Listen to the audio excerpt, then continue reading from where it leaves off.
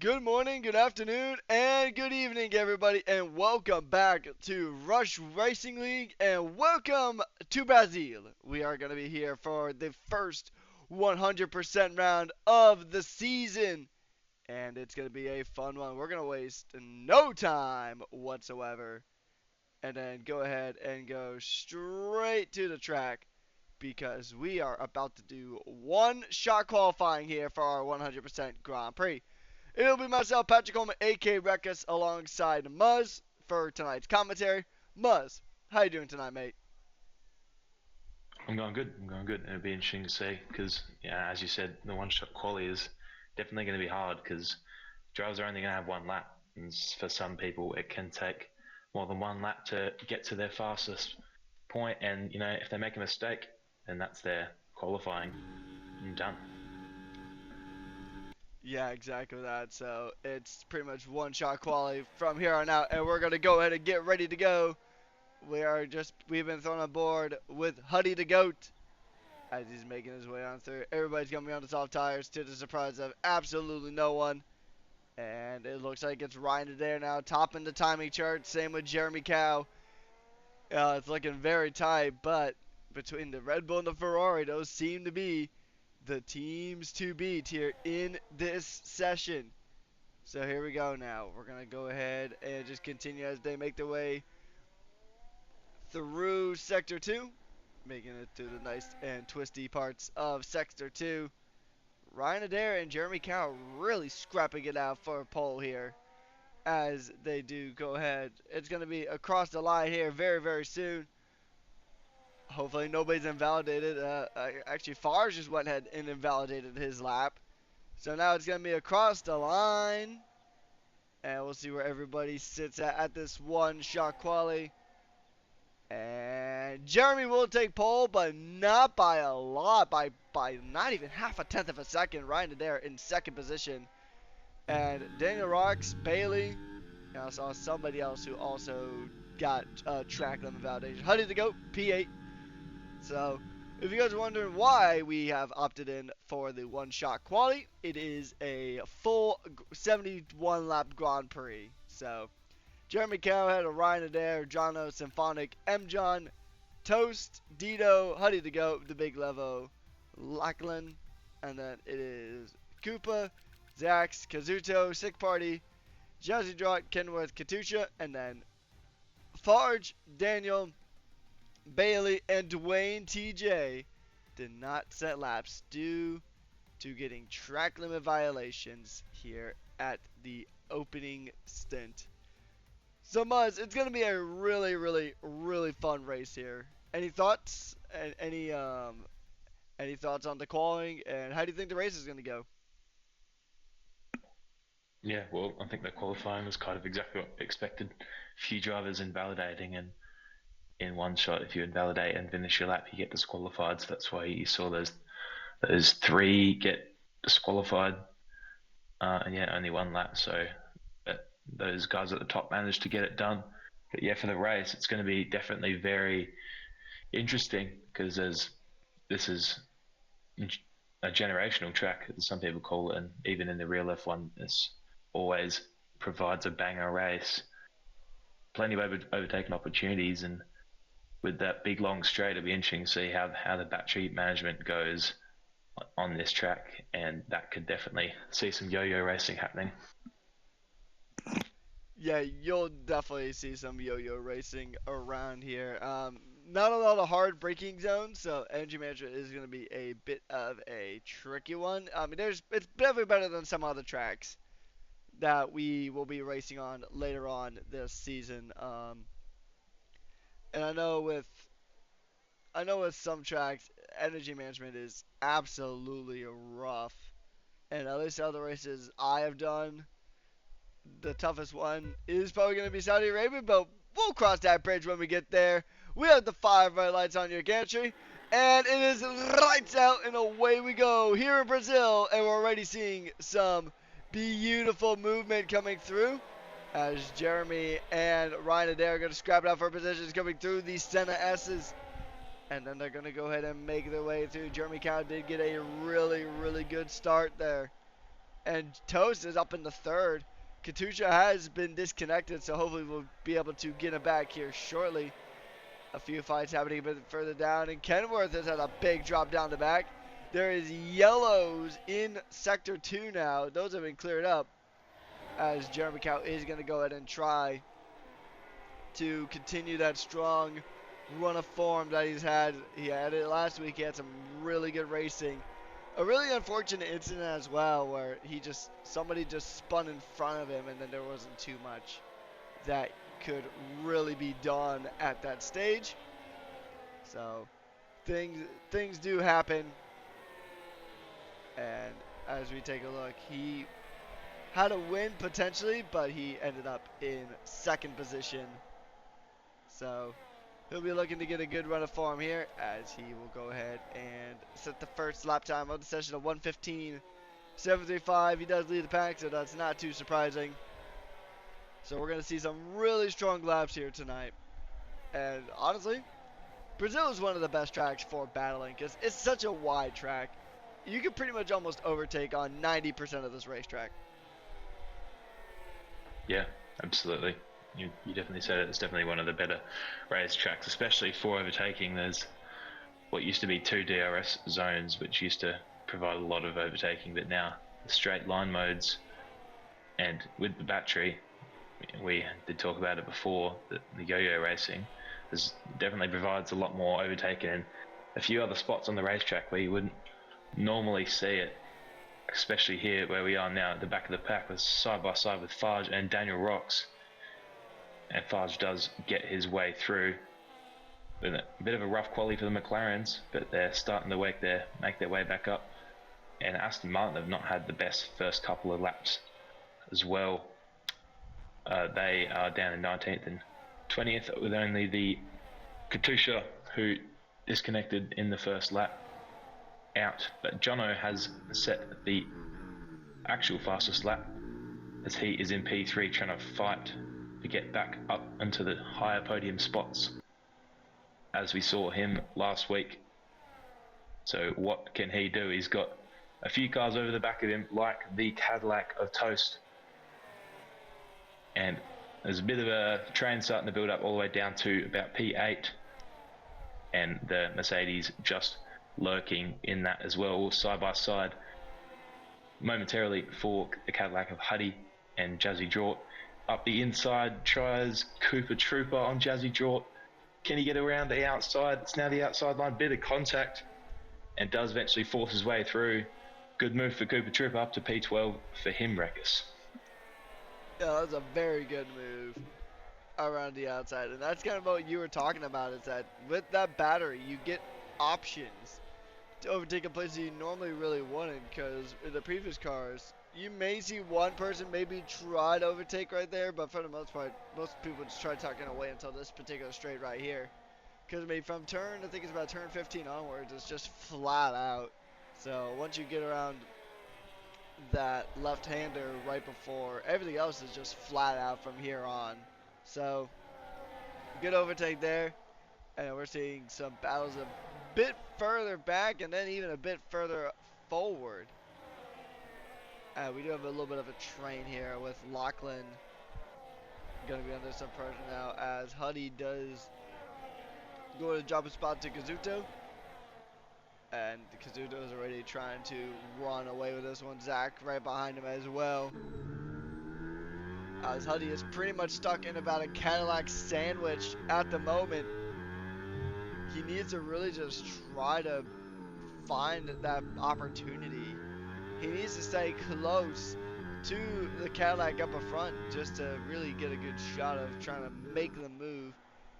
He had a good amount of ERS to play with though, but I can definitely tell that we're going to see a lot of drivers really using that third sector, or sorry, that second sector, that back half of sector 2, the really twisty and technical part of the racetrack, as a huge recharging point. As we do see coming up the inside, it's going to be the Haas trying to get it up the inside. A little bit of contact, a little bit of wiggles.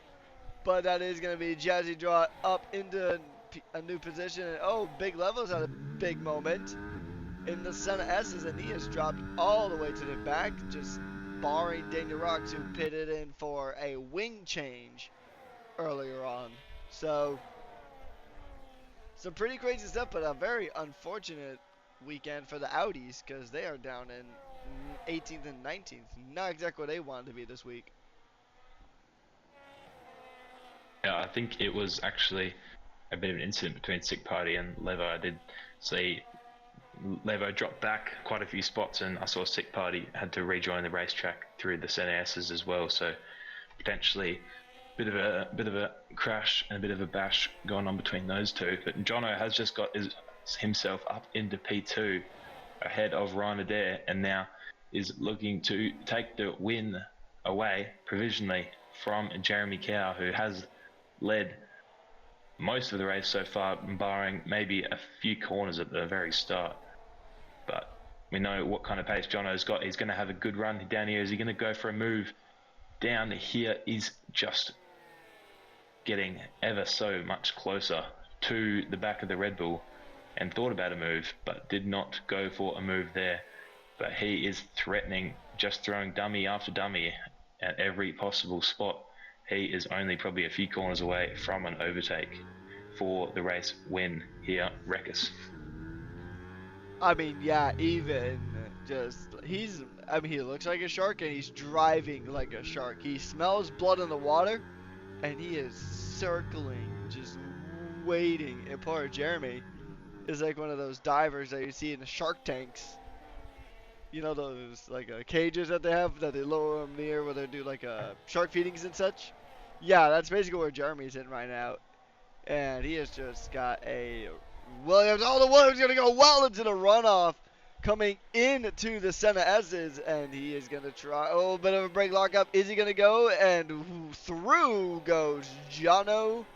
What a move. What a maneuver. He started on the outside. He started on the runoff. And then that gave him the outside into the first part of the Senna S's. But then he immediately got that inside line where he could kind of just brute force himself into that position. So very nicely done from the Williams of Jono. Very nicely done. As we do have Ryan Adair also right there in the mix. As Symphonic is going to go ahead and try to make a move as well. Symphonic not too far behind, and then you got Toast as well, who has dispatched Dito. So Dito is now about 3 seconds off of the Cadillac, and he is going to hold up and start a little bit of a train himself. So Dito is setting new personal best sectors though, so he's going to be pushing a little bit more now. Williams are on top of the overalls as it sits right now. Uh, if we could, I'm going to go ahead and take a look at the overalls real quick, and Williams are on top of the overalls as it sits right now, followed by Audi, who are currently second, and then Ferrari in third. So 2 out of our 3 top contenders for the overalls are pretty much right here in our top 3. The only admission or omission being Audi, but we'll see if they can fight their way through the field. The overalls is basically 4 divisions, the score across 4 divisions. So if they have a bad Div 1, they can still pick it up in Div 2 to 4. So, ooh, that looked almost like a bit of a snap there from Ryan Adair. Maybe the back end of the Ferrari getting a little twitchy, but so far he is holding on. Yeah, and important thing to note that Toast in P5 is actually on the soft tyres. And if you P10, 11, 12, and 13, 15, and 18 are all on soft tyres as well. But M. John in P8 is on hard tyres. And then everyone else on mediums, except for Danny Rocks, who had to pit on the first lap for a wing change. But Toast tyres are going to start falling off pretty soon, so that could bring Dito back into play for potential top 5. And M. John on the hard tyres, he'll be looking to just take those tyres as long as possible. And there is a little bit of battling here in the middle of the field with the Mercedes of Zach's user and the McLaren of Farge. They're going to go side by side into turn 4. The McLaren just had to go off into the runoff a little bit, and here comes of Bailey, just basically pushing through side by side with the Ferrari and the Mercedes now through turn 6 and into the little hairpin. The Mercedes just trying to hold on to the position. The McLaren just starting to break away from this little battle here slightly, and Bailey is on the move, and off the road for Katusha, I think that was again. And did not like that one. Had to push Cooper wide, and Cooper nearly had to drive off into the wall. So getting a bit argy-bargy here at the back of the grid wreckers. Yeah, I mean, points go down to the top 15 here in Russia. Right now, both of those drivers are out of the points. Jazzy does drop a spot to Kenworth, so he's right on the edge of the points, right at the cliff, if you will. And he just needs to... I mean, you got to remember, especially when it comes to these 100% endurance races, they are a marathon and not a sprint. Although I think we do have a sprint actually next week, funny enough.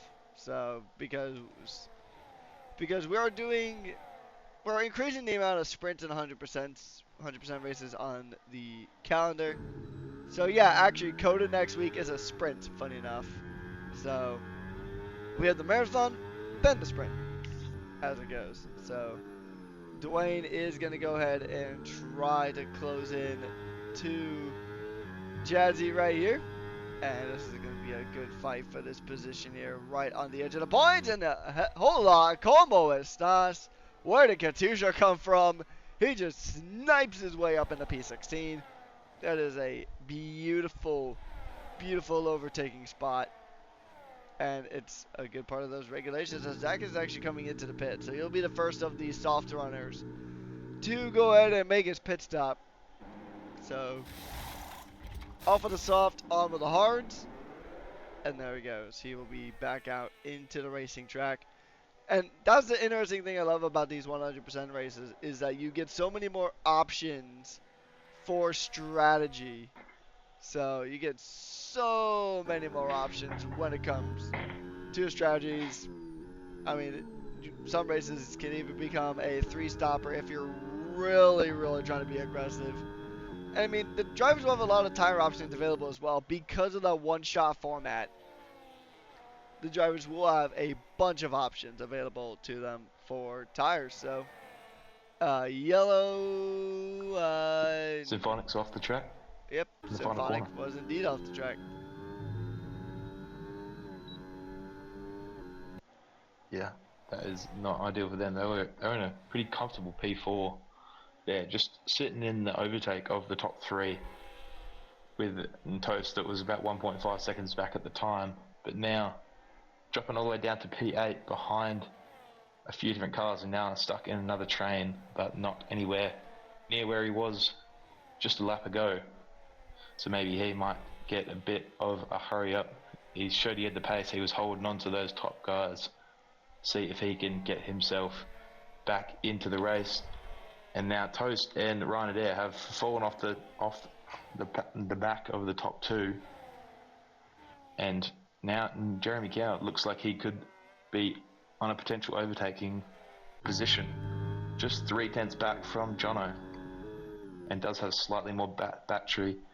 Is going to have a slipstream and is going to have the overtake, so he's going to have that extra battery as well. So could be a potential move into turn one here or in the next couple of corners, because he is definitely getting a bit of a hurry up going on. Is the Red Bull trying to attack the Williams? Is not going to get it done this time around, but when can he get it done? Because he still has more battery as they head down the straight into turn 4. Can he get a move done here?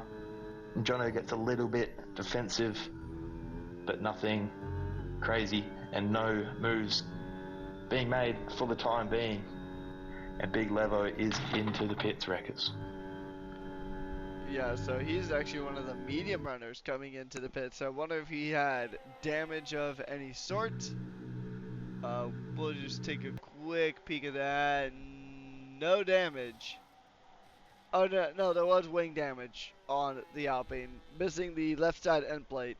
So that is rough.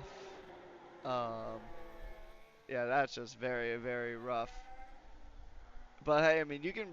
The thing about these 100% races, you have time to bounce back. You have plenty of time to make the bounce back. And here we go. He's going to go use the F1 Esports line a bit, just forcing himself through from the inside. And that is going to be Jeremy Cow in the lead of the race now, as he will continue to try to run away from Jono. These two had a really good battle last week. It just came to a very unfortunate end due to a spin from Jeremy's side. So, yeah, it was a very good race, very good battle, and I think we're going to see part 2 of that here tonight. They've already broken about 4 seconds clear of Ryan Adair and Toast behind. And then being in that overtake zone is such a crucial thing. It's very much almost like DRS, where if you're within a second of the car ahead, you get this overtake boost mode, gives you a little bit of extra battery power. As Jeremy has a little bit of a wiggle there in the Red Bull, maybe a few too many wings from the Red Bull. As Jono is going to go ahead and try to see if he can make a move here. He's got a good run, but does he have the battery? Does he have the speed to force the overtake? The answer is no, not this time around. But, I mean, then again, it is only, oh, actually, I have actually just been informed that it's actually points up to 20th now with the new regulations. So, pretty much everybody but whoever's in last place in this race is going to get points. So, we're going to, oh, actually, I forgot, yeah, because, there's a different point system for sprints and 100% races. I have actually just remembered that. Thank you, AXT, for reminding me that it is points down to 20th. So, yeah, it gives the drivers a lot to fight for now here, as we do see some battles happening on a bit further down. And we do have Farge, who was battling with Katusha. Katusha on a bit of a recovery drive at the moment, trying to get back up to the top. He had a he had a decent qualifying, but getting disconnected in the early stages of a race, your AI is not going to be that fast, and you're going to drop positions like a fly. But here we go. John around the outside. Is he going to use that same move again? Outside becomes the inside. And yes, history will repeat itself, and Jono's back in the lead. Yeah, this will be interesting. This fight here, as Jeremy Gow looks to come back, doesn't go for a move that time around. Just gonna start reserving his battery again to try and make one more move, and whoever makes it ahead before the pit stop phase is it's going to be key for both of these guys, because that will allow a little bit more of a gap once the pit stops have been made. So these two will be fighting it out for the lead into the pit stop phase. Obviously, they're not on the same team, so they're not going to have to double stack. But just the way the game works, it doesn't let you put a car out that close to another car. But can Jeremy Cow look to get past this time?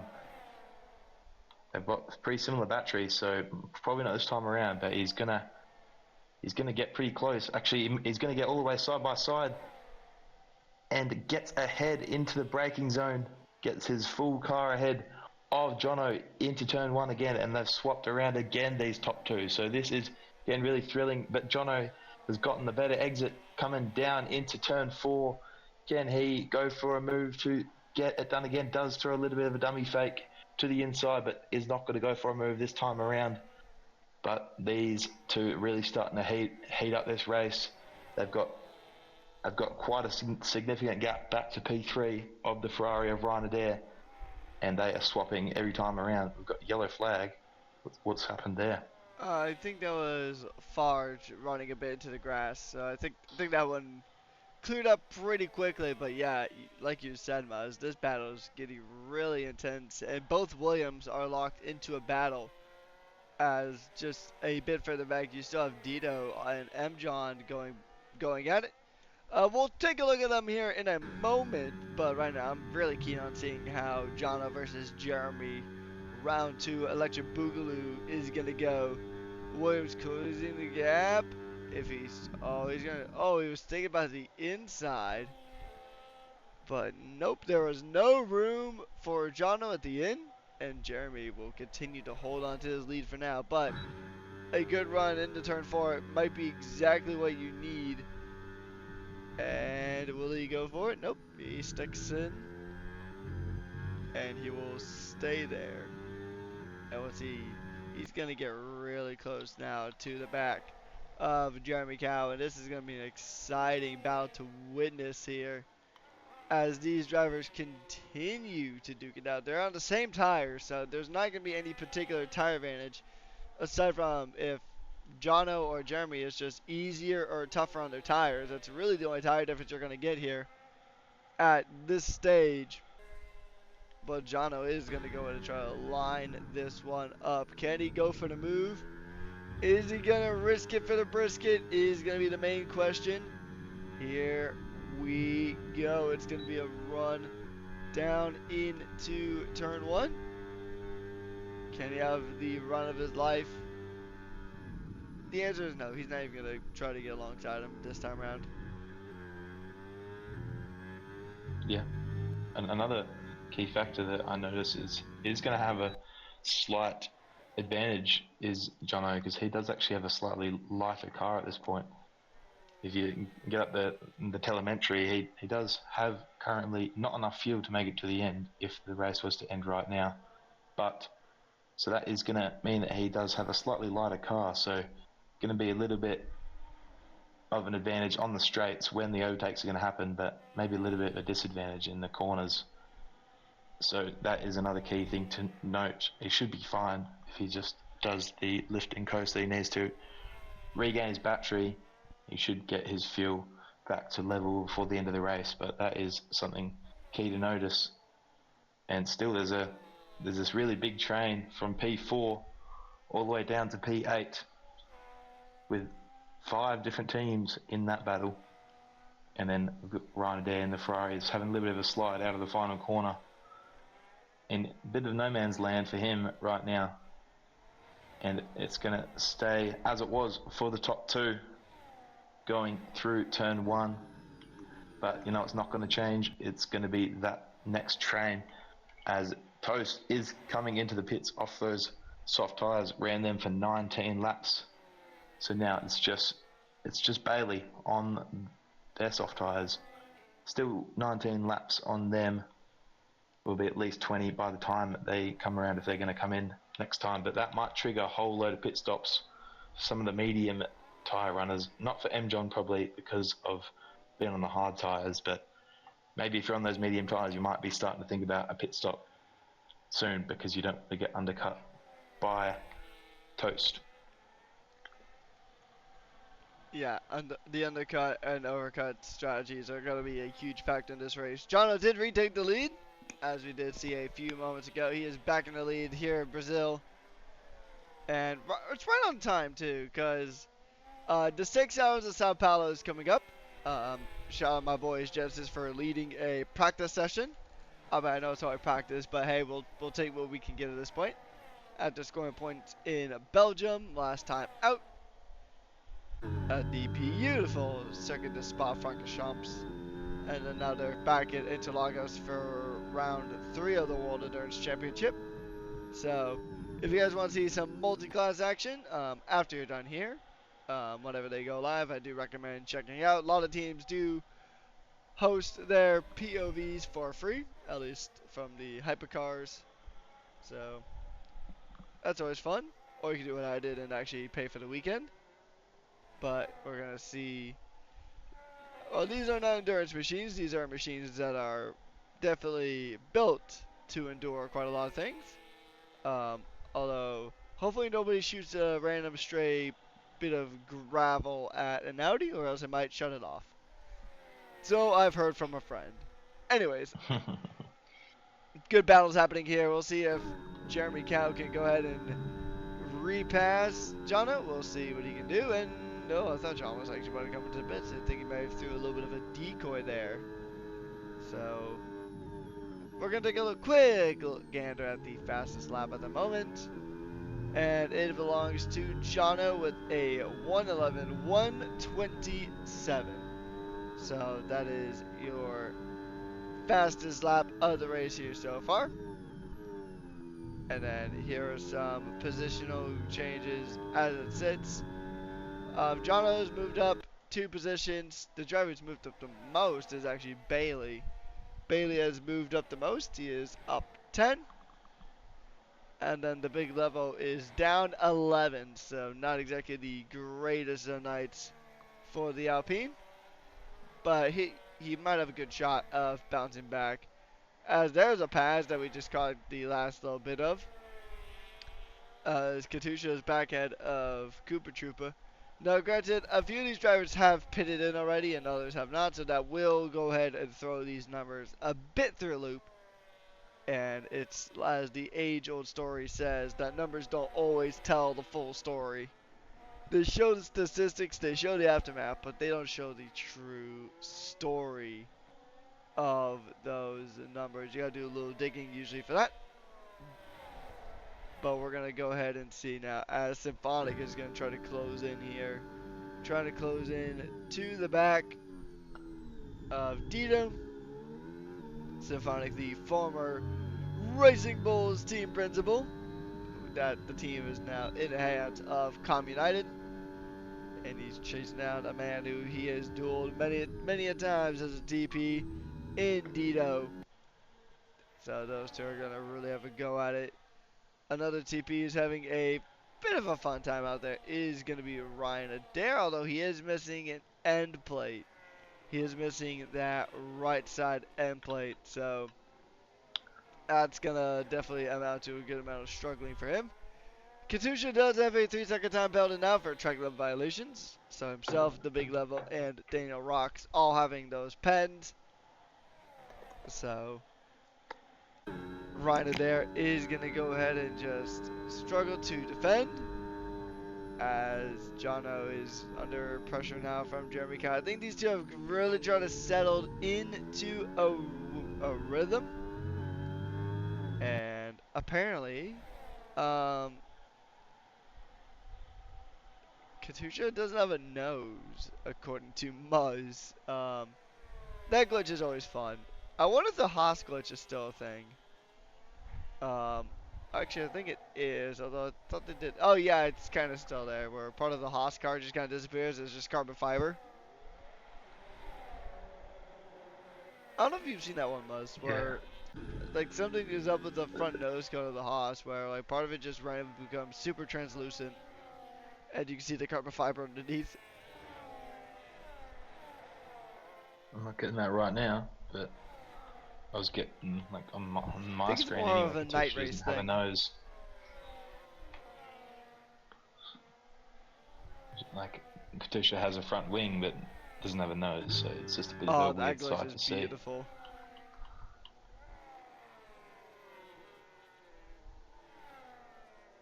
Oh, we must have missed it. Jeremy Cow overtook Jono again. I think I did actually remember seeing that. That was down into turn 6, the horseshoe, I believe they call it, the fast sweeping right-hander. That was just last lap where that happened, and those hard tyres are coming into play for John, just taken the podium spot to make it a double podium provisionally for Red Bull. John's tyres must be a lot better than the mediums at this point, because that was a big gap that Ryanair had behind last time I looked at it.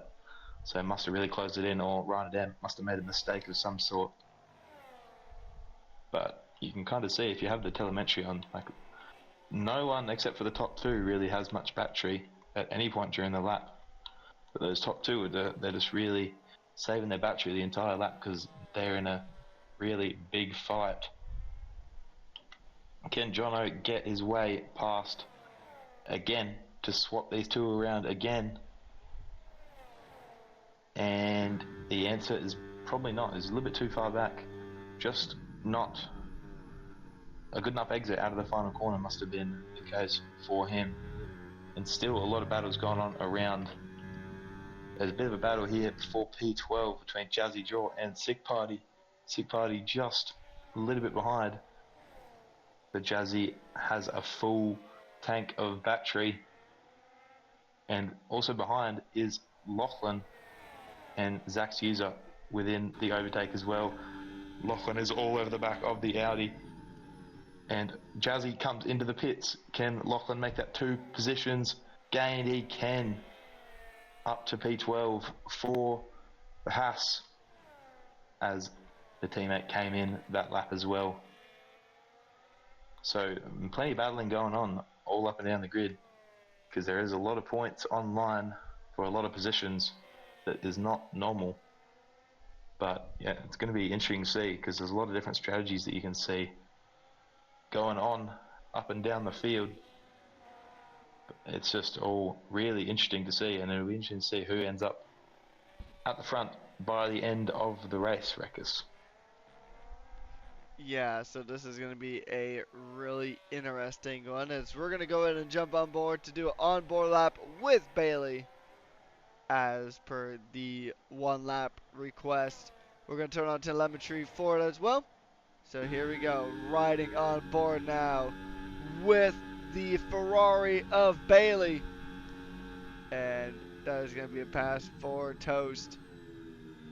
So Toast is going to go ahead and make the pass, and now we do see that Bailey is going to go ahead and come through the Senna S's, coming down, making his way down to turn 4, trying to chase down Toast in the Cadillac, the new team on the grid.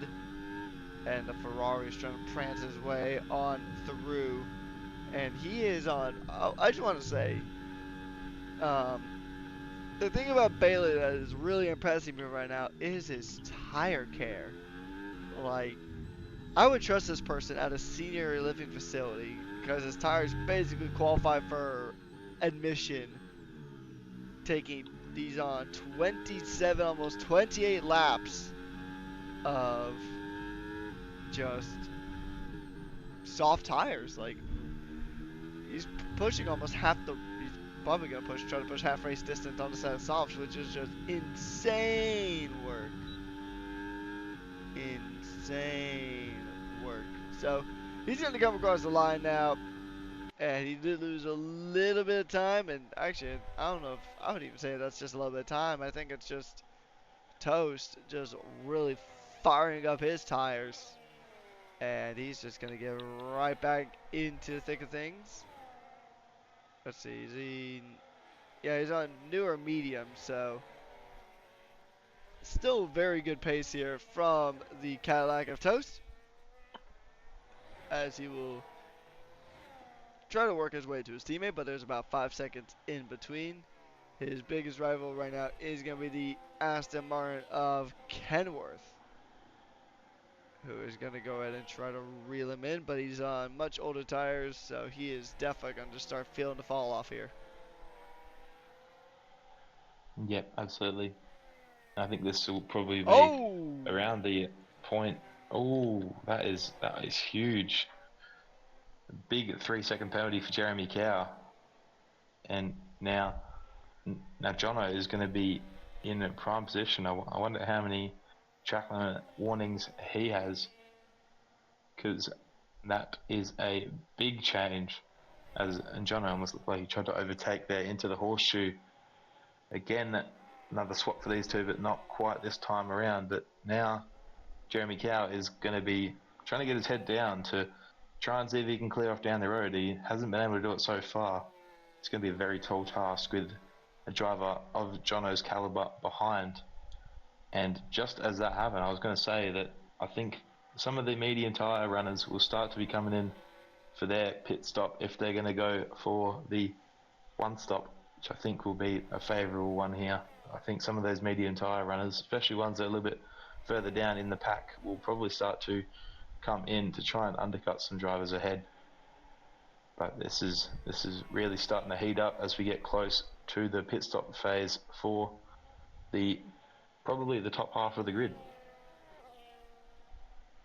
Yeah, so this is going to be a good fight. Actually, Symphonic actually pretty much right up on the Ferrari of Ryan Adair.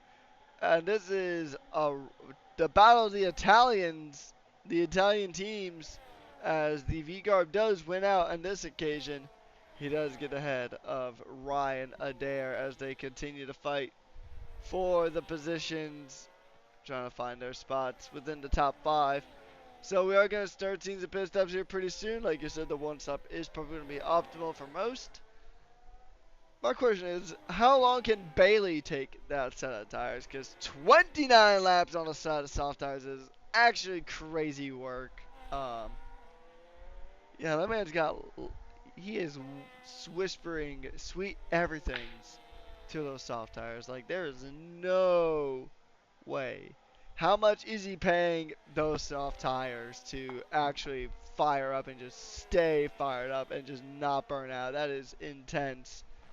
As side by side through the sun, this is one more time as they just got past the lapped Daniel Rocks. And look at this, Jono and Jeremy gonna go to drag race now. But look at this Aston Martin here too. Daniel is also just, he wants to be part of the fun. And I wonder if he's actually gonna be a factor in this. Oh, is he gonna send the move? I think that would be kind of risky considering he's now a lapped car. So I wonder if he might have thought about it.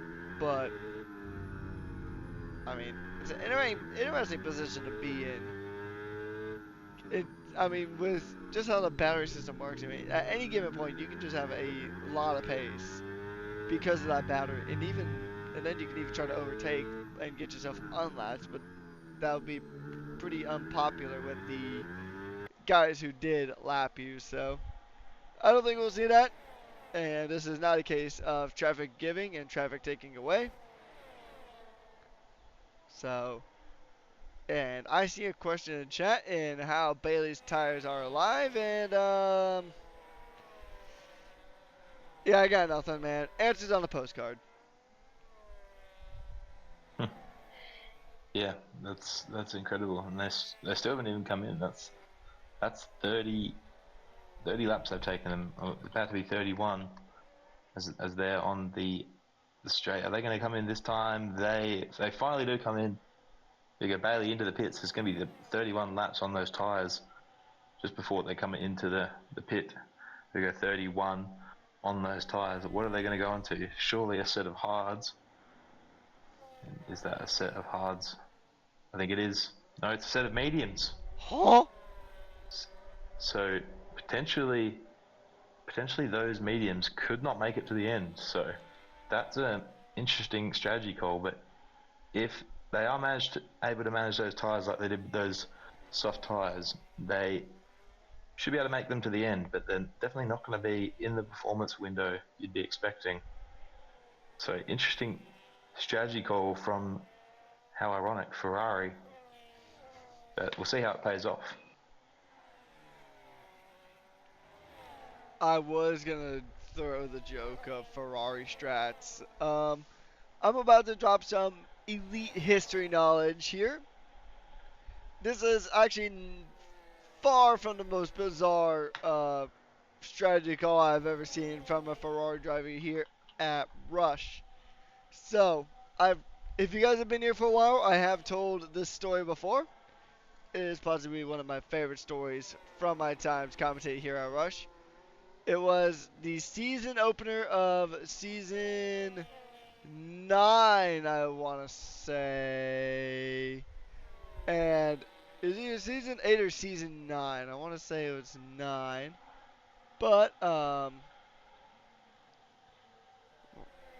going to just mention how a Ferrari driver opted for a set of wet tires.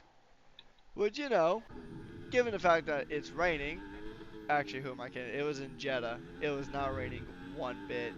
The middle of the Saudi Arabian desert heat. Absolutely just non-existent rain. Heavy wet tires. And it was a Ferrari. I don't remember the driver. But we did find out that was actually a misclick and it wasn't the intended strategy. But it was the most Ferrari moment I have ever seen in sim racing. So it's always a funny story to tell. And that's the beauty of sim racing, is that there's a lot of just funny stories that you just happen to be a part of. I'm sure you got some great stories from your time, Muzz. Yeah, it's probably. I feel like it's just always, every time you see a bold strategy call, it just always happens to be Ferrari making it, either in real life or even in the sim racing world. But yeah, there's always some questionable strategies out there, and it just always happens to end up happening in the Ferrari garage. But unlike the teammate Ryan Adair did go into the hard tyres. Oh, Jono's got a 10-second penalty for speeding in the pit lane. Oh, That no is way. that is And very big for this race. speaking of another battle with the Williams, we got a three-way fight here. Kazuto, Dito, and Lachlan all fighting around. And apparently we have an onboard request that disappeared? I'm gonna look into that actually. But here we go. Ooh, I'm gonna how do you keep get the this 10 battle second as on. well? Everyone's getting speeding and pit lane penalties. This is interesting. I wonder if someone's actually taken out the speed limit, like speed limit Maybe. line board. Oh yeah, there's a 'Cause little bit of I the know that. Haas glitch. So yeah, I do see the onboard. I see the onboard request, so it is there. Um, I, I did see it. Phoenix, go ahead and mention what driver you want, because I do see that the request came through, so it is a valid request. So, just like that's a valid switchback at there from Lachlan, trying to go ahead and get it done. Can he stick it? Oh, he is trying. Outside becomes the inside, and actually, Phoenix says that I know the drill. So actually, what that means is that's going to be my pick on who I'm going to go ahead and throw an onboard lap with. Um, Yeah, you know what? I'm going to stick on board. I'm going to jump on board with Kazuto because I like this battle that's going on here.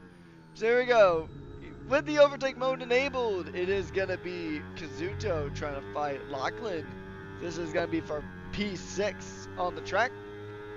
And we saw these two having a really good battle earlier on. So, and it is difficult because Lachlan is having a little bit of a moment with connectivity. As, oh, that is a beautiful time for that to happen. Thank you, EA. And, oh, wow, okay, right as that happens, Ryder there just shoots on by. No question asked. That is a rough, rough moment there. As we do see, Kaz had a bit of a snap, and he's struggling with the rear of the car. He's going to lose another position out to Symphonic. So Symphonic is now through. Kazuto has dropped from 7th down to 9th in the span of a few corners.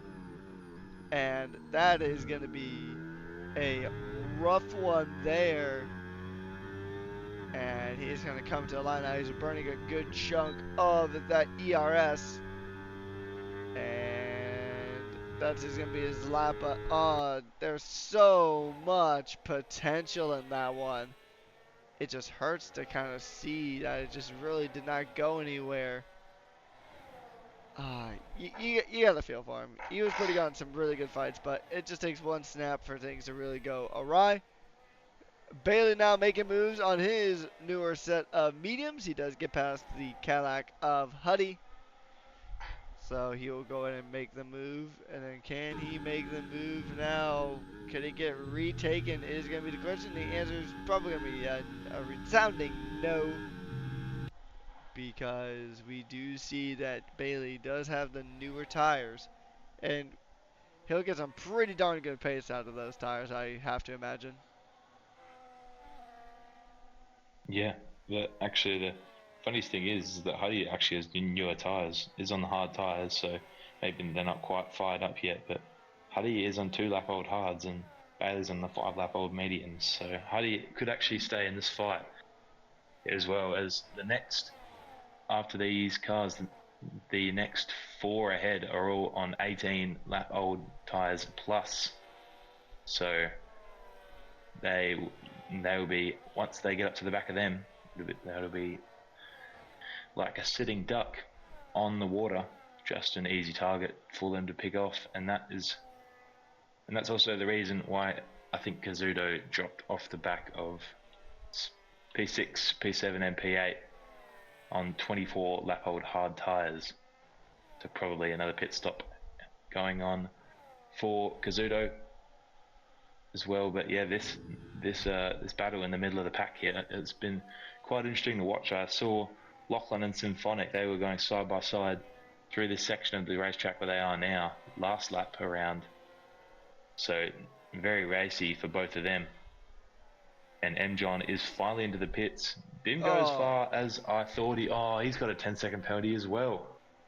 So everyone's getting it. So yeah, definitely maybe some kind of investigation might need to go happen there. Potentially the not the brake board, but the pit board telling you where the speed limit is, I think has been broken, and that can definitely lead to speed limit penalties, because there is a lot of them, and you don't normally see that many in such a short span of the race. But now that has left these two again. Jono and Jeremy Cow are just inseparable this race so far. They both have a penalty, different penalties, Jono with the 10 and Jeremy with the 3. So who is going to take out this battle on track anyway, because those be penalties that will decide who gets to keep what position, and currently also Jono is going to lose a spot to Toast. But I think Toast might have to make another pit stop as well, so it'd be interesting to see how it all ends up, because the different strategies are really starting to come into play here, Records. Yeah, as we are now on lap 40 out of 71. These drivers are really just giving it their all and just trying everything that they possibly can to go and get these moves going. Jeremy Cow now. Oh, they get around the Aston Martin of Daniel. As Daniel does run a bit wide, a bit further back, but The battle continues. It is deja vu from about 10 laps ago when it was Jono v Jeremy and they had to get past Daniel in the mix. So they are just absolutely scrapping it out through here, trying to fight. I mean, they're going to fight like the penalties just do not exist at the moment.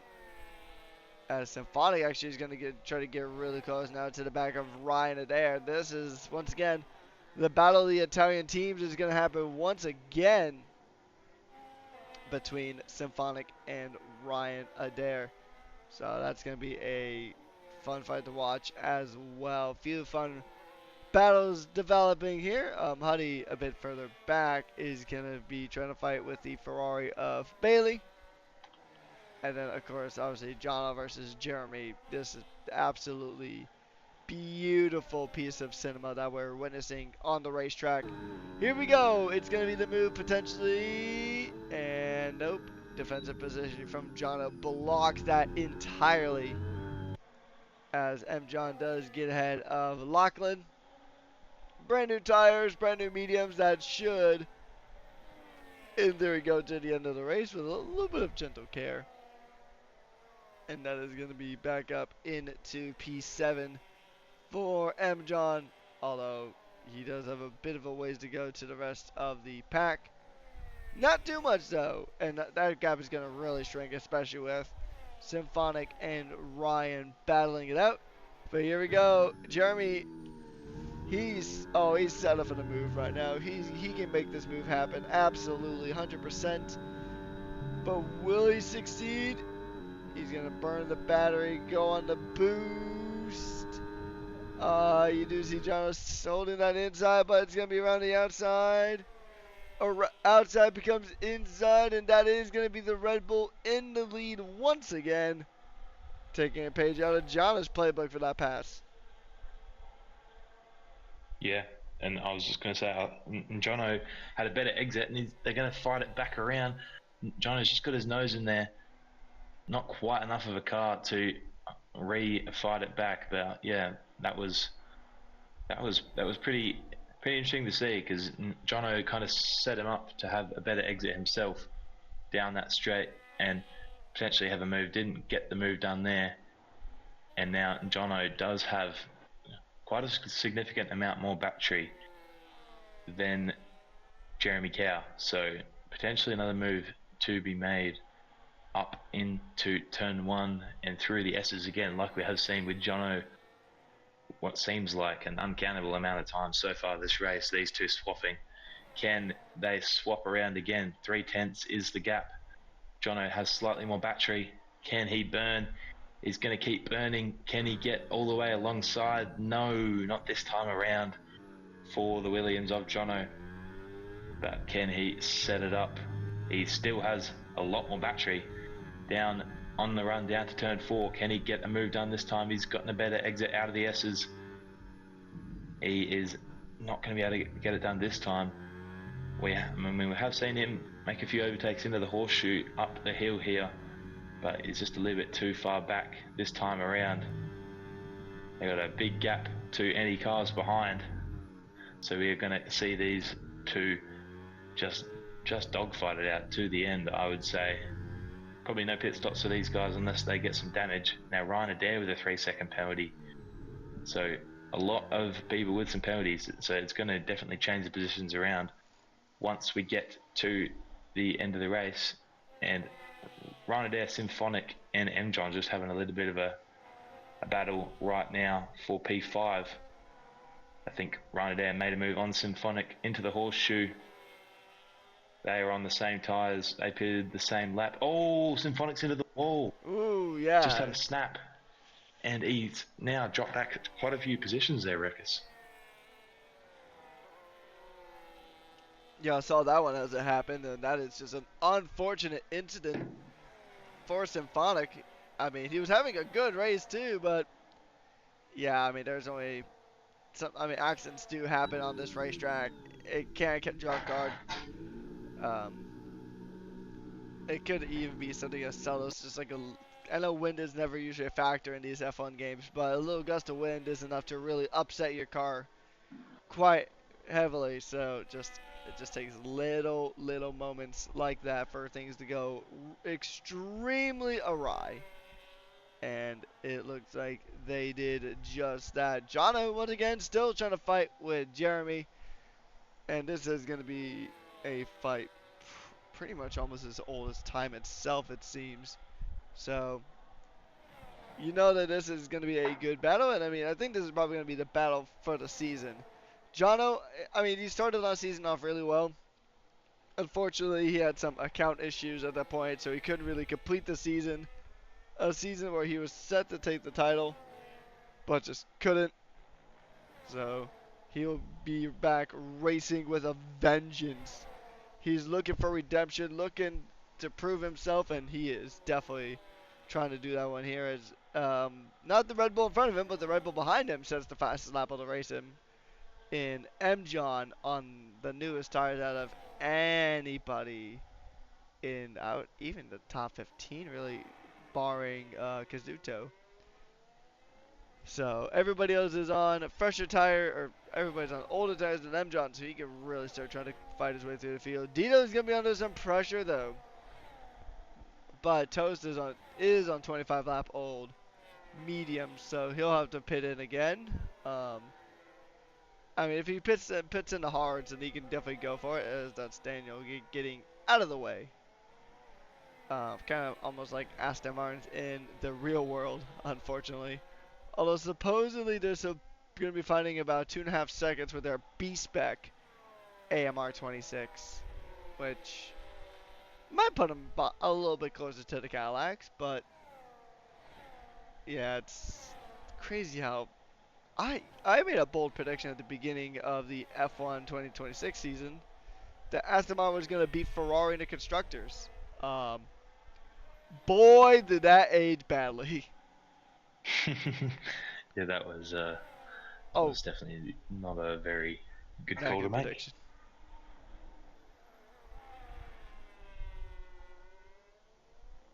Yeah, well, I mean, they definitely had the potential. I definitely thought something similar. I thought Alonso was going to get a podium. Yeah, not looking too likely at this stage, but hey, never say never. And no, I'm not gonna sing that Justin Bieber song from like the 2010s, but yeah, just never say never. That's definitely the key thing. It could happen, but um, just like a 10-second penalty could happen at any point for speeding in the pits. Oh, that's a very aggressively defensive move there from Jeremy, or at least it looked hyper defensive. I know you see one thing in the cockpit, then you see another thing from our view. So it looked like he did try to prevent Jono's favorite move of just dicing it around the outside, as they have also lapped. That's a lapped V carb. That is Koopa that they have lapped here at this stage of the race. So lap 47 out of 71 here on the day. 2 out of your top 3 do have penalties. So right now it is favoring Jeremy because he does have the lesser of the penalties. And just a bit of a Congo line coming through. Symphony does set the fastest lap of the Grand Prix. A 1:10.526 is now your new best lap of the Grand Prix. So we'll see if he can keep that. Can he keep it? As, oh no, John is disconnected from the session. That's a rough time. He was on such a good drive as well. We'll try to get him back ASAP. We'll take a look at some other battles. Shout out Katusha, because Katusha's had a really good recovery drive here. He's back up into 7th, although he had a bit of a lag spike just right there.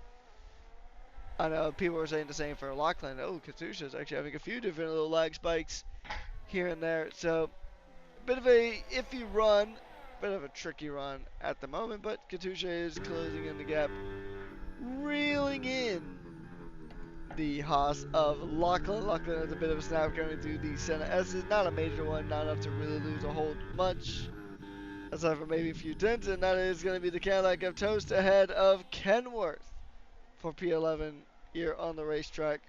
So this is going to be a good, hard fight between these drivers, trying to at least inch their way up to the top 10. They do have a bit of a chasm to climb in that regard, and that is a Ferrari. That is Bailey having a bit of a moment. So, okay, now Bailey's missing a wing. Bailey's been having a pretty good drive. So we have heard that M. John's game has crashed. So that's rough. I mean, especially with the drive he was having. I mean, Red Bull were having a super strong race, but so was Williams. So Red Bull currently sitting, I think they're sitting about fifth in the overalls. No, they were sixth in the overall. So this is a team that really needed a good performance here. Jeremy is going to give them a good performance, but I mean, it could have been a whole lot more. And actually, oh look at this, maybe yeah, that was going to be a easy pass for Ryan, especially if M. John was still an AI.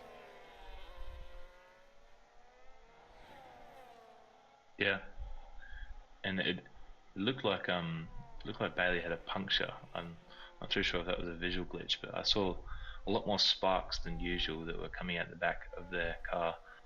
So maybe that was another thing. Maybe they hit the wall and did a lot more damage to a tire than we usually see. But yeah, it definitely hasn't been the greatest weekend. Obviously, they had that disqualification in quali due to an invalidated lap, and now they find themselves in P17, still a points paying spot, but we'll see what they can do in the final 20 or so laps in this race. And yeah, there's definitely still some fighting going on. There is, I think that was Toast getting by the McLaren of Farge, and Lachlan still just behind Katusha, just does have a slight tyre advantage and is going to have the overtake advantage as well, so potentially get that move done sooner rather than later. And then obviously there is still those top two, and Jono does have still quite a significant amount more battery than Jeremy Cow, and does have the overtake advantage as well. Is going to have the slipstream. Can Jono get his way back up into the lead? He looks like he's definitely down into turn one. Is going to go to the inside this time. Not quite all the way ahead. Does have his nose in there. There's lapping a McLaren in the process. Maybe that got a little bit in the way for some of them, but Jono was not able to get his way through that time around. Can he keep fighting down? Jeremy's out of battery, so Jono's going to try and go around the outside. They're going to hold on to it. M. Jono's joined back. That's good to see. And Jono is just going to roar around the outside of turn 5 and got all the way ahead into turn 6. Jeremy Cow tried to set a dive bomb into the miniature hairpin, but now Jono back ahead, and those two lap cars look like they're having a bit of a fight as well. That is Dwayne and Cooper just behind these two leaders. They're going to be getting a whole mouthful of this battle as long as they can keep it clean as well. They're going to be in their own battle. They're going to be watching a battle. Battles everywhere. And now can Jeremy Cow get all the way back ahead? This time around, he's going to be a little bit further back than Jono was at this point. Jono goes to the inside for defense and is all the way ahead. And maybe this time might stay ahead, but we keep saying that and they keep swapping positions, Wreckers. Yes, I think they got pens too, so that's going to be a tough one. It's Cooper and Dwayne fighting out just behind our race leaders. And that is going to be a battle. Well, we have a battle for 18s. We have a battle for first, just right up the road ahead. It's exciting times. Almost reminds me of multi-class racing, where you have two different classes of cars really just fighting out for positions at the same time. As Cooper Trooper does try to go up the inside. He's trying to force his way around the outside, and he does get the move done onto Dwayne.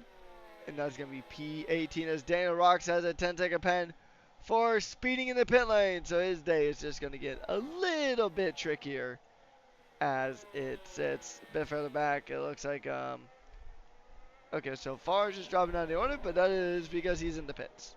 So no drama there. He just made a pit stop. That should get him to the end of this race. Here comes Jeremy though. He's got the run. He's got the move. He's got the outside lane. The outside lane's been pretty popular. Jono trying to make him fight for it, but Jeremy just had the overspeed. And pass and repass. We might see another repass here from Jono, who might be trying to make the overtake coming into turn 4. Nope, he looks for it. And he decides against it.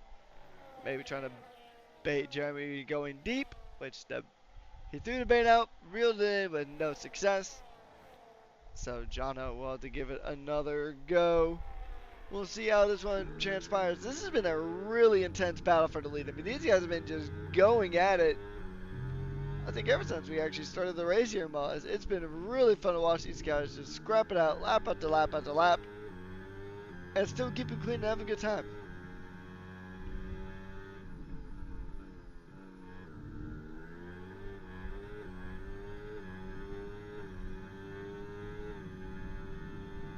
So as this battle continues to rage on, nobody really blinking to try to get into a pit stop. So we'll see who can go ahead and hold on here. Is this going to be move for Jono? Nope. Not quite. Lachlan, though, a bit further behind. Getting involved in some battles of his own. He's got Huddy the Goat right behind him as he is right behind Katusha. As this battle is going to go ahead and continue to rage on here. Lachlan trying to close in the gap. He's looking to make the moves. Can he make the move onto the Audi? The Audi's had a really darn good recovery drive, so we'll take a look at the position gain. He's actually up 11 positions from where I started in this race, so it's been a very darn good drive from Katusha. You love to see it. You love to see fantastic drives like such. So very, very good battles here indeed. Good racing. It's Brazil. It's Sao Paulo. Interlagos. Whatever terminologies you want. It is absolutely nice. You love to see it. And here we go. Jono going for the lead. Sticking up the inside. A bit of a lock up there from Jono. And that allows Jeremy Cow to hold on to the position. And that is absolutely beautiful. Oh, and whoa, that's an aggressive switchback there attempt from Jono.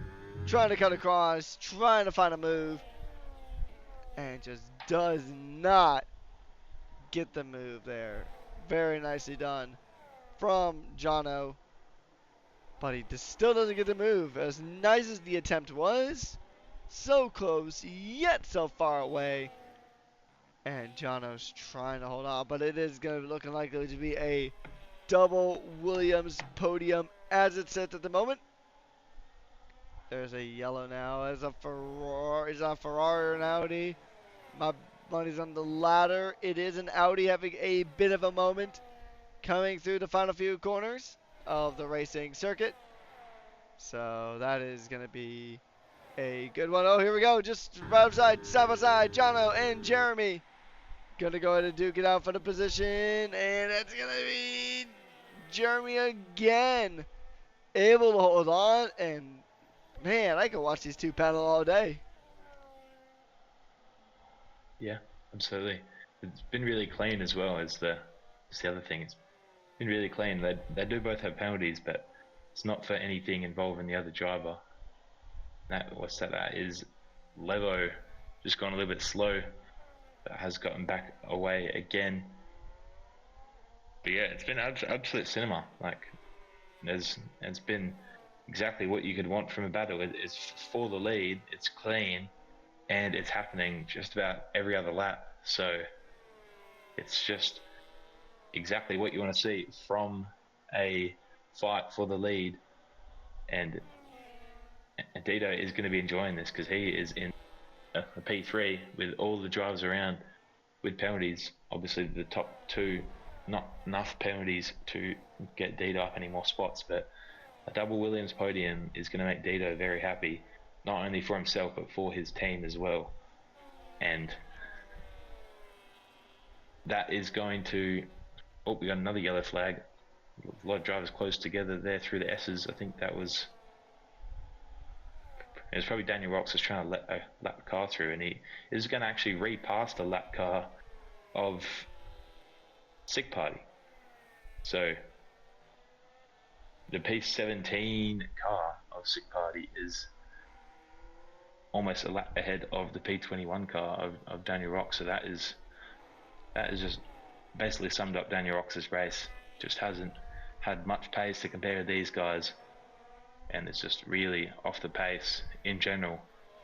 But there is going to be quite a few positions to be decided by the end as well, because there's a few drivers on a bit of a tyre offset, especially Toast, on basically 20 lap newer tyres than the two ahead of him, and then even the top four, he has quite a significant tyre offset, but they're a little bit too far away for him. But these two ahead of him could definitely be in his RAF.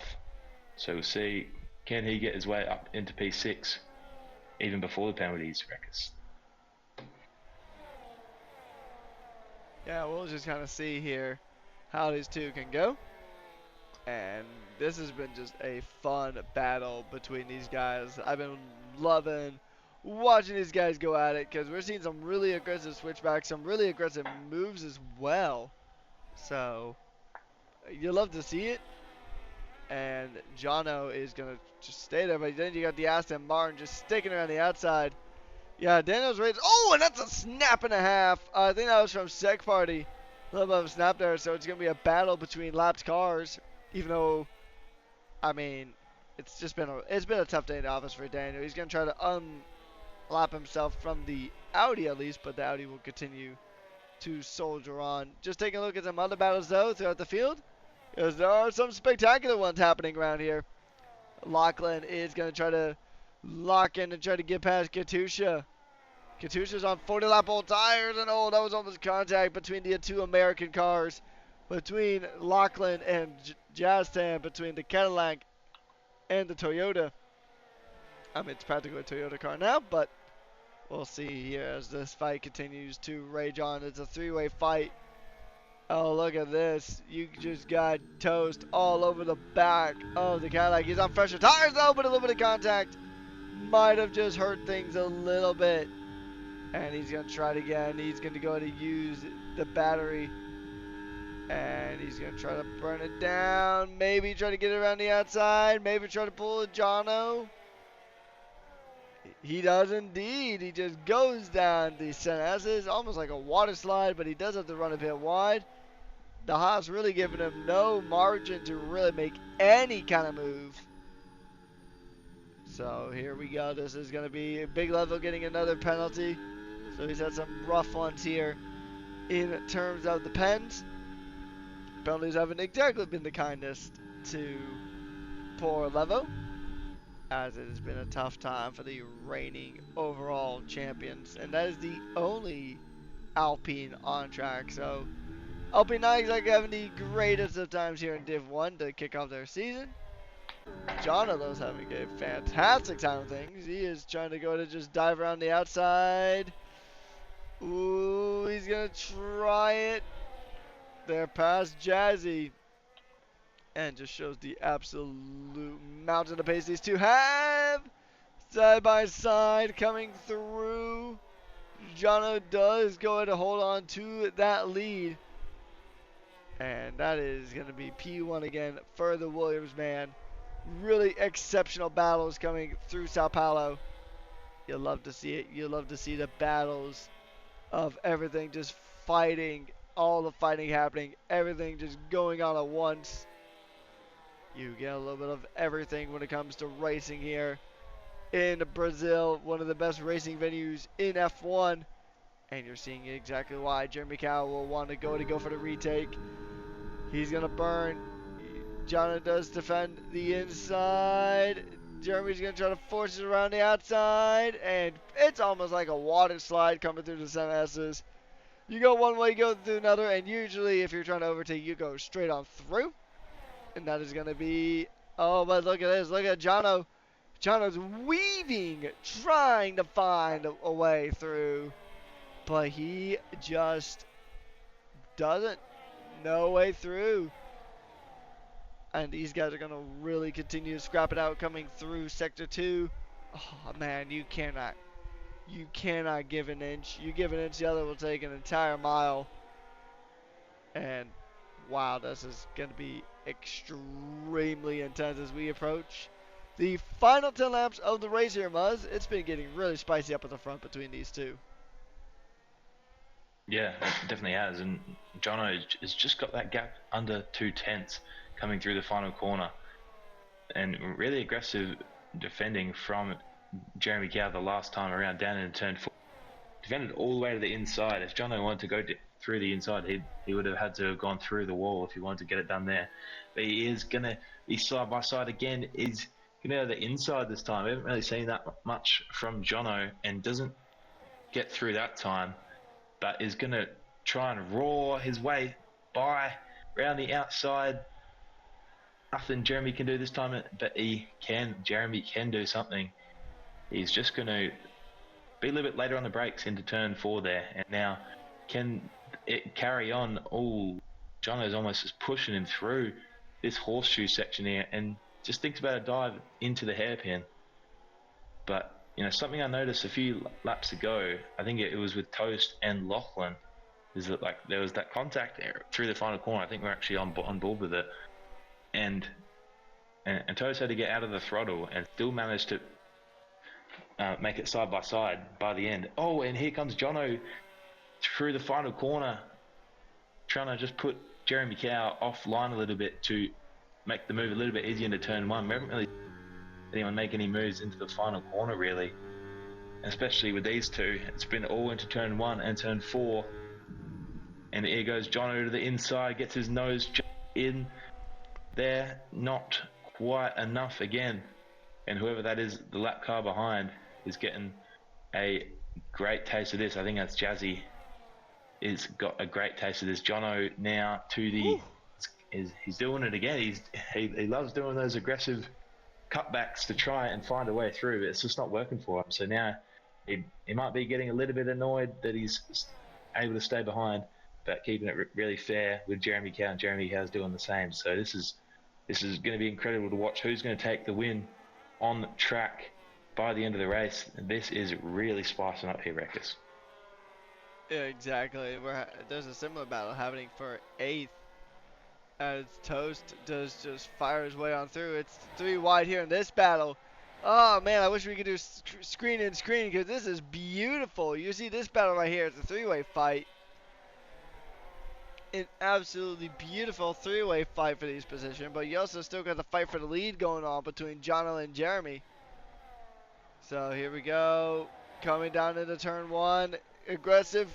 He is doing some aggressive cuts, a bit of a lock up there. That's gonna, and a bit of a wiggle I think coming through. I don't think there's contact, but there's a little bit of a wiggle coming through the S's, and that's gonna give a little bit of a reprieve now to Jeremy, and that is crazy stuff happening here.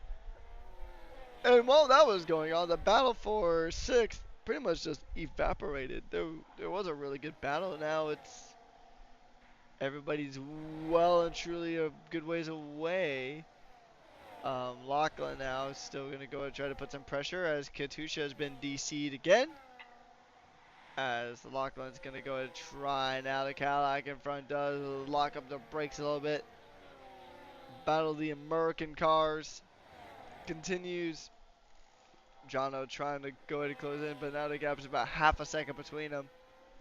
So I just wonder if they've just if Jono's did a bit too much of that aggressive weaving, and has he cooked the tires? That is going to be the question of the night. Look at this, he's closing in. Nope, nothing yet of the sort. So Jono is going to go ahead and try to get the move going. He is going to go for it. Is he going to send it? Nah, a bit too much real estate in between to make that send work. But man, with just about 5 laps to go here in Muzz, this has just been incredible to watch. Yeah, absolutely. It's been absolute cinema, as some would call it.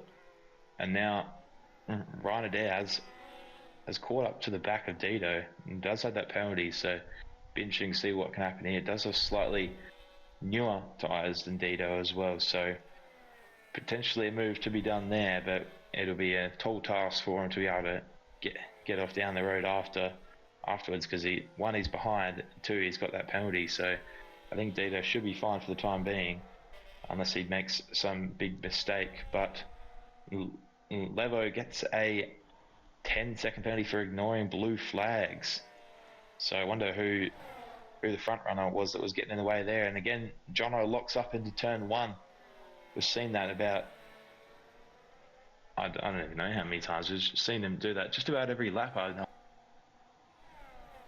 But these two, again, Jono, another aggressive cut to the inside just to try and put Jeremy Cow under a little bit of pressure. Jeremy Cow I think he's learnt by now that he's going to just do that every lap to try and put himself out of shape. And there goes Jono, almost sent up the inside of the hairpin there.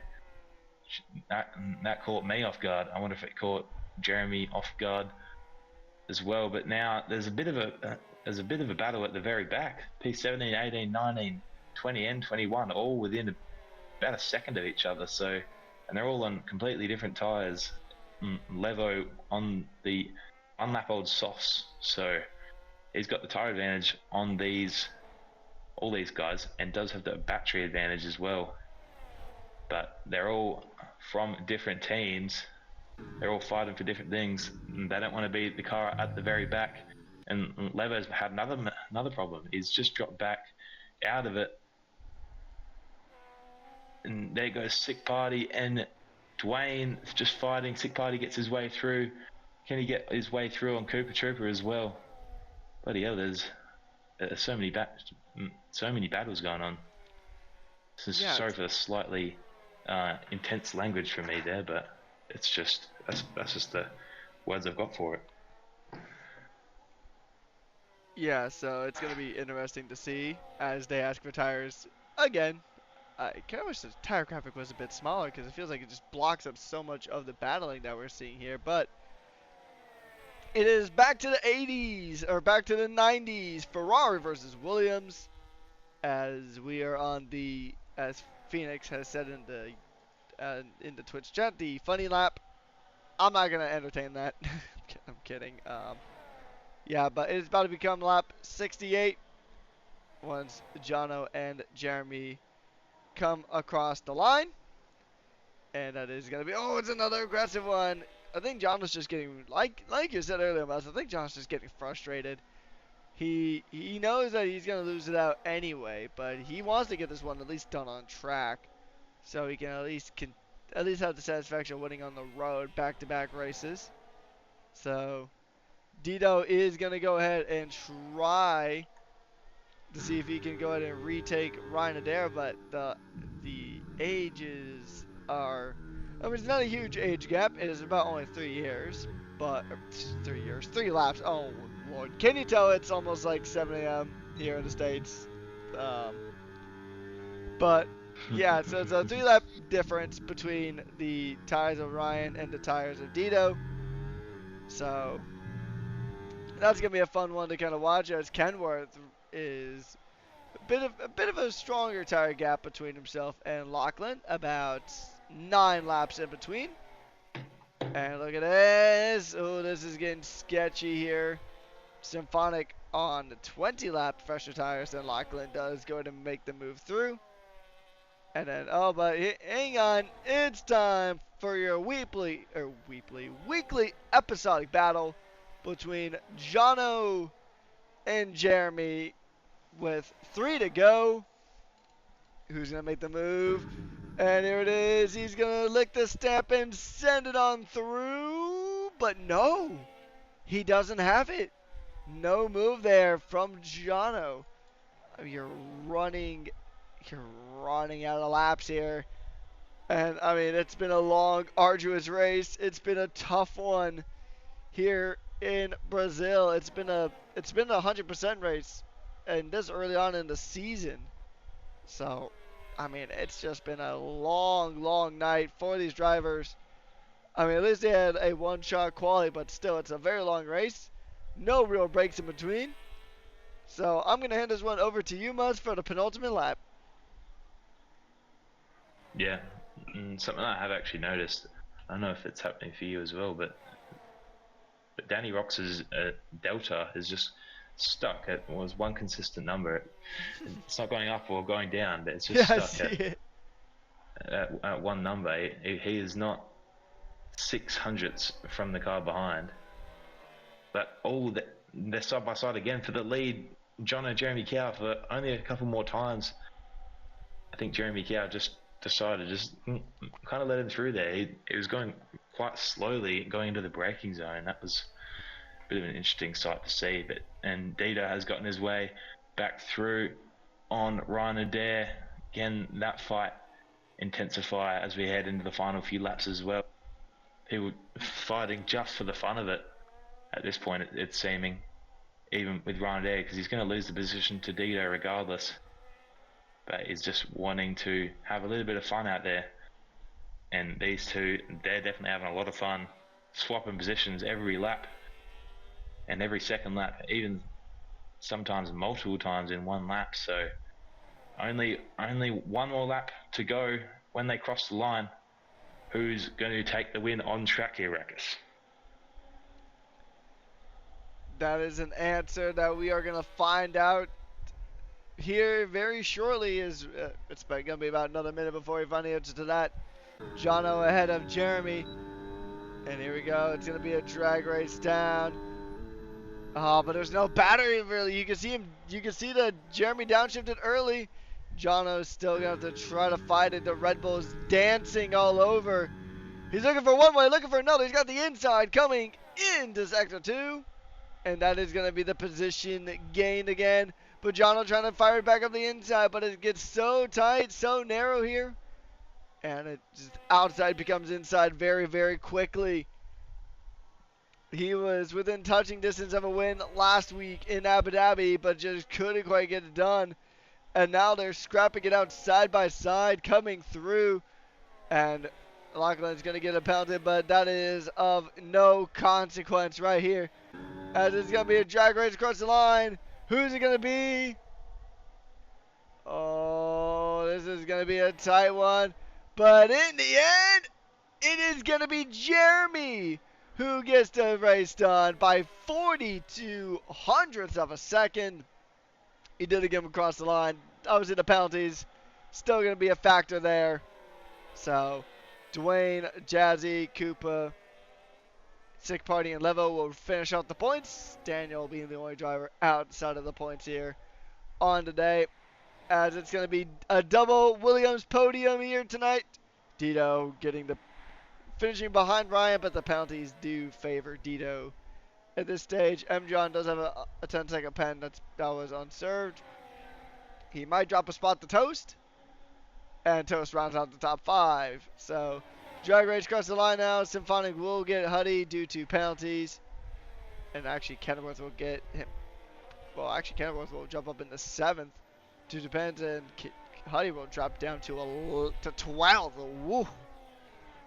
So, I mean, a pretty crazy race here in Interlagos, as Zax will be the last driver to cross the line. But your winner is the Red Bull of Jeremy Cow. I mean, oh man, I don't even know how many laps these guys were battling. It felt like every single lap from start to finish, these two were absolutely just making their lives so difficult around this track. But you love to see it. You love to see the good battles. There's the trophy being handed to the winner. And what a beautiful, beautiful battle we have seen here at Interlagos. And the champagne is going to go ahead and start spraying about. And that is going to be our first 100% Grand Prix of the season done. Here are your superlatives. Fast lap does go to the big Levo. Driver today is Bailey. Most overtakes is going to be Symphonic, and Dwayne being the cleanest driver on the day. So here are your results. it is going to be Jeremy Cow ahead of Jono, ahead of Dito. And then we have Ryan Adair, Toast, M. John, Kenworth, Symphonic, Lachlan, Kazuto, Bailey, Huddy, Farge, Katusha, Zach, Dwayne, Jazzy, Koopa Troopa, Sick Party, and the big level running out the points with Daniel Rock being the only driver not to score points on the evening. So that's going to be it for the on track action, but we do have some interviews to go over. We'll be interviewing our podium finishers here.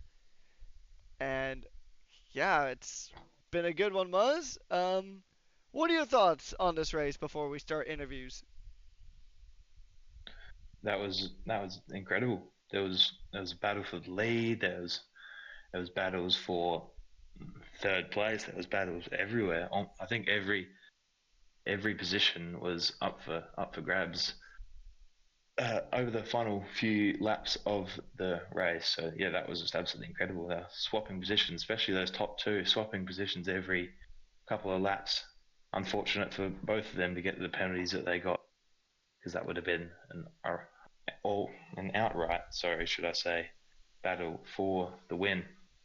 But yeah, just unlucky in the end, and good work to Jeremy Cow. Yeah, I was gonna. Been a very, very, very good run when it comes to the racing here. But we're gonna go ahead and kick off interviews now. We're gonna go ahead and start with the driver who finished in P3. It is the team principal of Williams, Dito. Now, Dito, a fantastic result for Williams. You guys are already in the lead of the overall constructors battle. How does it feel to get a podium here and a double podium out of that here in Brazil?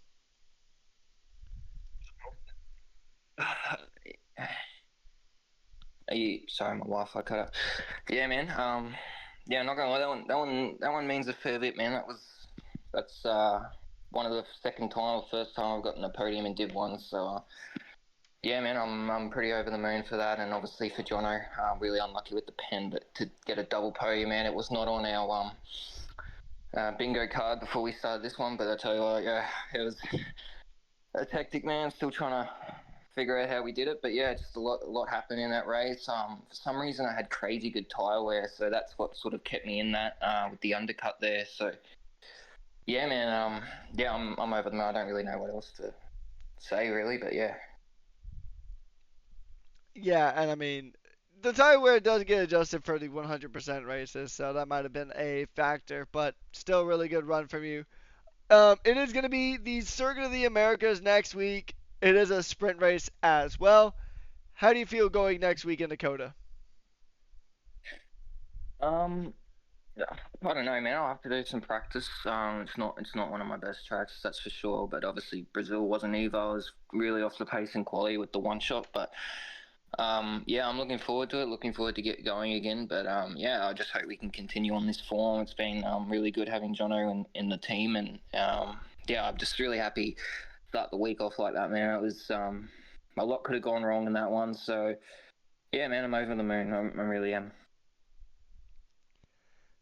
All right, well, congratulations on the podium. Last question I have before I send you over.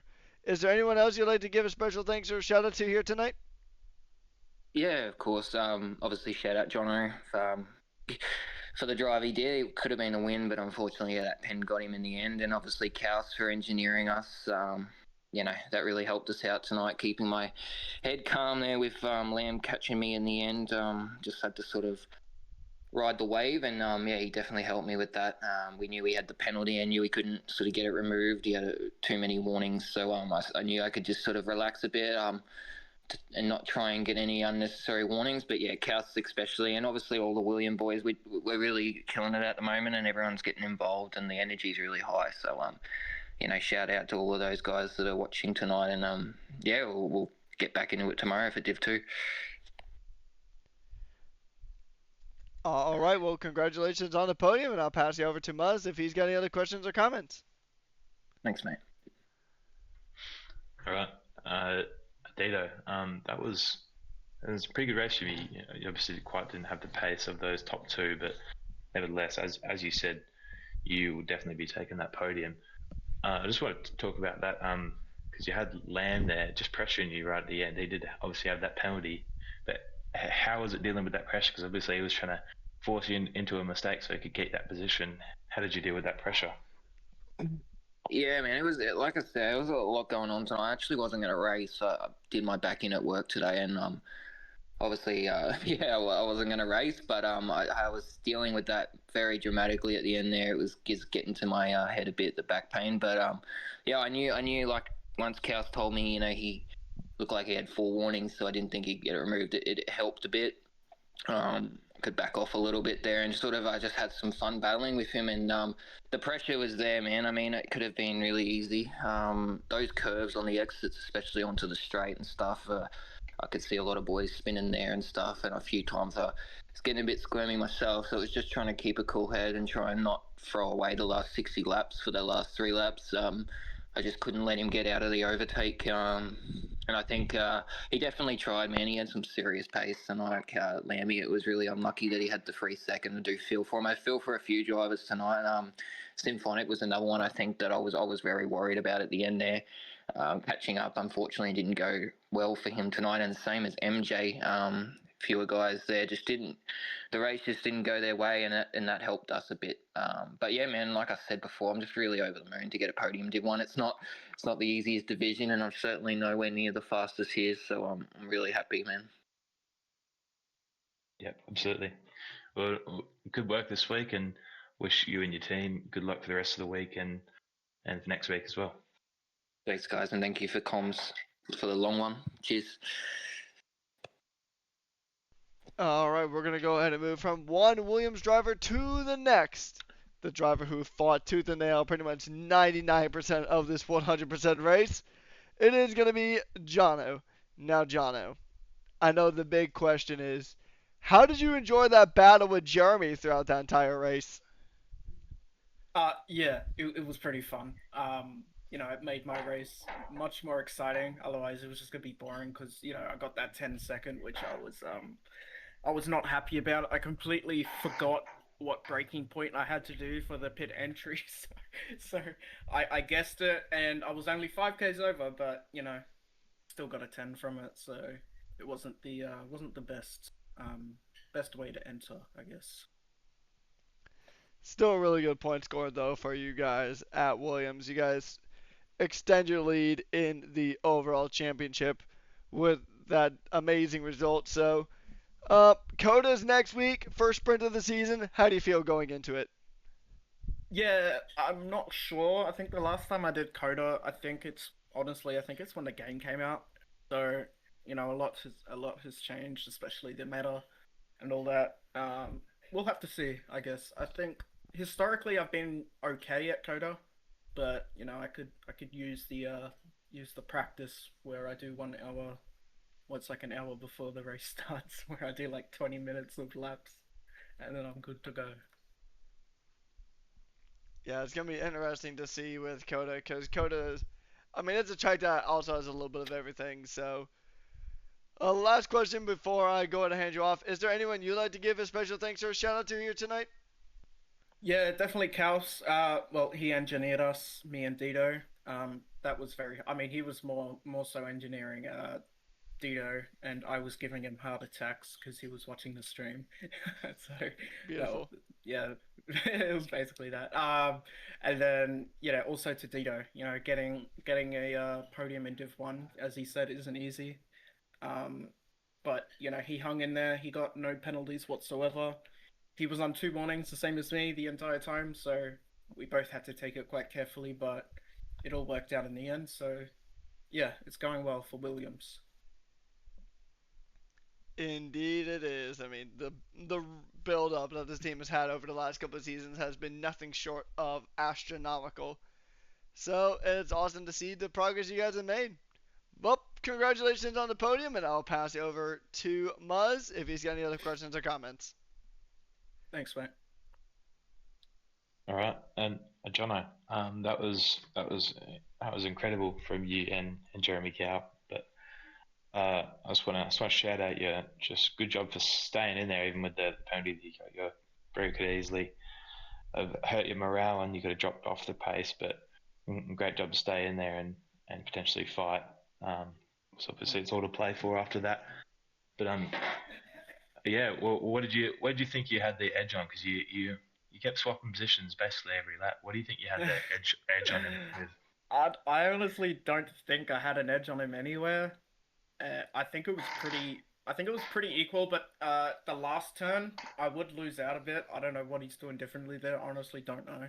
I lose like 2/10 every time in the last turn, so I think that's something. But other than that, I think yeah, we were pretty equal. So it was just like different battery deployments, I guess. Like we would do slightly different, but it wouldn't make a difference at the end since we were both recharging that battery at the same point. So yeah, it was just like a back and forth yo-yo racing, I guess.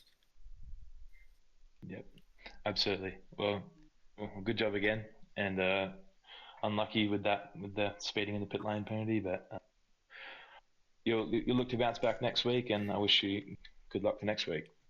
Yeah, thank you, Muzz. Thank you, guys. All right, last but most certainly not least, we do have our race winner in Jeremy. Now, Jeremy, you had a wicked battle with Jono. Tell us your perspective of the battling you guys had.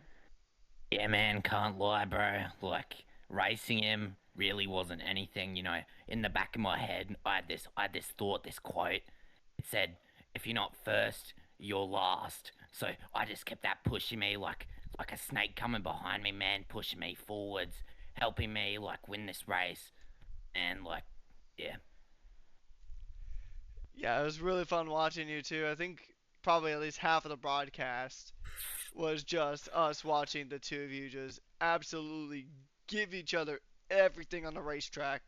How do you feel you're going to do in Coda next week? Yeah, kind of a tricky one in Abu Dhabi, a great run in Brazil. How do you think the dominoes are going to fall in Coda next week? And did good in Brazil, but honestly, man, don't think I'll do too good. It's not my best track. I've got to practice, man. Like, you know what I'm saying, bruh? Yeah, I mean practice is perfect, and I think everybody's got to pretty much practice to get ready for Coda because Coda is a very tough track. It doesn't play nice. It doesn't have a lot of walls nearby like some other tracks on the calendar, but it also is a bit of a tricky track just because of it's almost like three different racetracks just kind of merged into one package. So, last question before I let you go. Anyone you'd like to give a special thanks or shout out to here tonight? I'd like to shout out my competitor. Yeah, really unlucky he had a penalty there, man.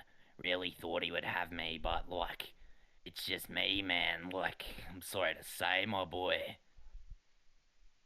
All right, well, congratulations on the race win, and I'll pass you over to Muzz if he's got any other questions or comments. Yeah, thanks, man.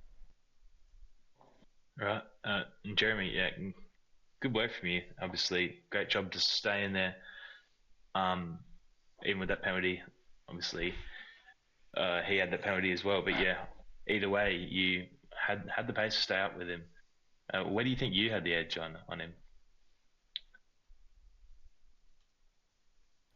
Wait, man, me wife's calling me. All right. I don't really know how we All right, deal with we that. we can let you go and take care of that. No, I'm back, man. So, I feel like I had the edge pretty much everywhere in that race. It was coming intense, like he was coming in close, but I think I was better than him in every aspect that race. Yeah, well, it did certainly look like that. Obviously, the overtake that he had, must have been the reason that he overtook you a few times. Maybe just a few mistakes, but either way, absolutely amazing job for you to get the win this week, and good luck to you next week. Yeah, hopefully I'll win more. Alrighty, that's gonna go ahead and wrap up the interviews, and that's gonna wrap up most of the stream. Last thing we do want to do before we head out is we do want to shout out the overtakes of the week from Abu Dhabi, from Div 1 to Div 4. So we're gonna go ahead and flash those on screen real quick.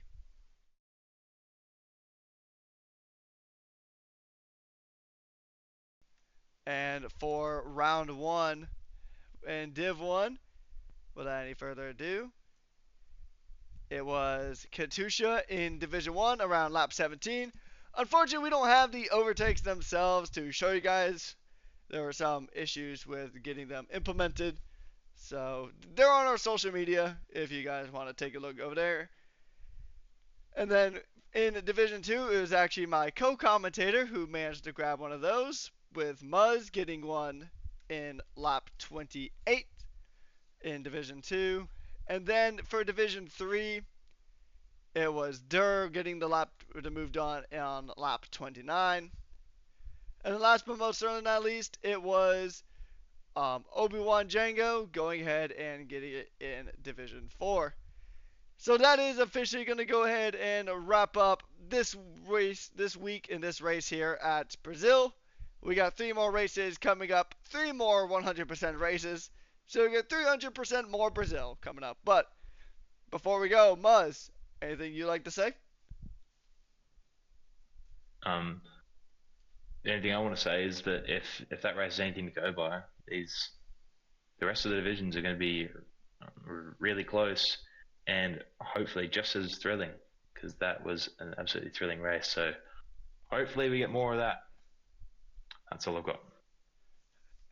Yeah, indeed, and Interlagos always delivers some excellent racing, so you're definitely not going to want to miss Divs 2, 3, or 4. But anyways, that's going to go ahead and wrap things up here in Div 1. We do have NA Div 1 a bit later on, which I'll also be a part of that broadcast, so I'll see you guys over there. But before we get there, we have to wrap this one up. A massive shout out to our sponsors of Sim Racing Center, SimLab, and Pagnan Advanced Simulation. Shout out to Phoenix for dropping a subscription, just to quote stuff ads, as they say. So massive thank you to all the support you guys are showing here at this early stage of Season 11. And on behalf of Muzz, my name's been Patrick Coleman, aka Ruckus, and we have been your hosts and commentators for tonight's action. Tune in next week when we head to the Circuit of the Americas, and tune in for the rest of this week for a lot more COTA. Stay hydrated and have a good night. Goodbye.